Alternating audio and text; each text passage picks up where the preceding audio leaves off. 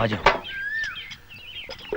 नमस्कार बड़े बाबू, ये मेरे कुछ साथी हैं, मेरे साथ खिलाफत आंदोलन में हैं। ये अजमल है। आदाब। ये हुसैन है। आदाब। और ये शाहबुद्दीन। आदाब। ये सावरकर हैं, विनायक सावरकर।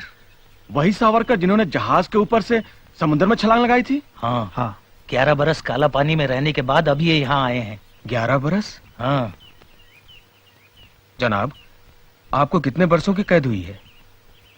50 वर्षों की। 2 उम्र कैद हैं। क्या मैं आपसे बात पूछ सकता हूँ? पूछिए।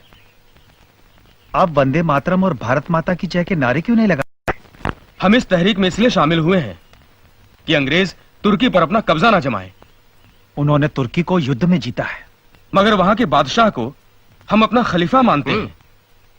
वो इस्लाम की नुमाइंदगी करता है और अंग्रेजों को क्या हक है कि वहां की हुकूमत को बर्खास्त कर दे? इसीलिए दुनिया भर के मुसलमान एहतजाज कर रहे हैं।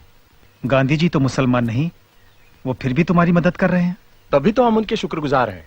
मगर गांधी जी तो अहिंसावादी हैं, वो तो हथियार उठाने के विरोधी हैं। क्या तुम भी हो? नहीं, हम मुसलमान हैं।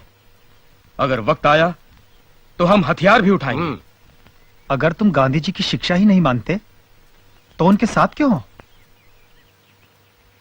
हम गांधी जी के साथ नहीं हैं, गांधी जी हमारे साथ हैं। गांधी जी क्यों मुसलमानों को उकसा रहे हैं कि तुर्की का बादशाह ही तुम्हारा बादशाह है? क्या वो समझते हैं कि मुसलमान पहले मुसलमान है और बाद में हिंदुस्तानी? मैं अब समझ गया कि मोपला मुसलमानों ने खिलाफत आंदोलन के जोश में आकर हिंदुओं पर इतने अत्याचार क्यों किए। क्यों वहां हजारों हिंदुओं की हत्या कर दी गई, हजारों हिंदुओं को मुसलमान बना दिया गया, सैकड़ों औरतों का शील भंग किया गया, बच्चों को काट दिया गया। फिर भी ये हिंदू खिलाफत आंदोलन में उनका साथ क्यों दे रहे हैं? क्यों? किसने इन्हें गुमराह कर दिया?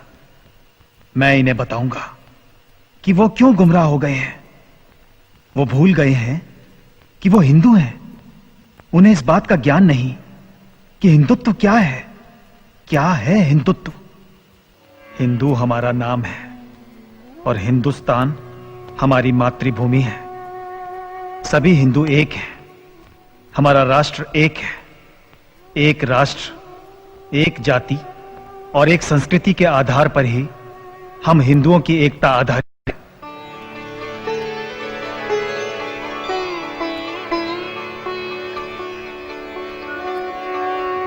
वे सभी व्यक्ति हिंदू हैं जो हिमालय से समुद्र तक इस समग्र देश को अपनी पितृभूमि के रूप में मान्यता देकर वंदना करते हैं, जिसकी धमनियों में उस महान जाति का रक्त प्रवाहित हो रहा है जिसका मूल सर्वप्रथम सप्त सिंधुओं में परिलक्षित होता रहा है और जो विश्व में हिंदू नाम से सुविख्यात है। हमारा कर्तव्य है कि हम देश में रहने वाले हिंदुओं, मुसलमानों, ईसाइयों और यहूदियों में यह पवित्र भाव जागृत कर सके कि हम सब सबसे पहले हिंदुस्तानी हैं और उसके बाद कुछ और। भारतीय राष्ट्र का सारभूत विवेचन जो इस काल कोठरी में किया गया, वो सीखचों के बीच में से कैसे बाहर निकल गया और कैसे प्रकाशित होकर लोगों के पास पहुंचा, किसी को कुछ पता न चला।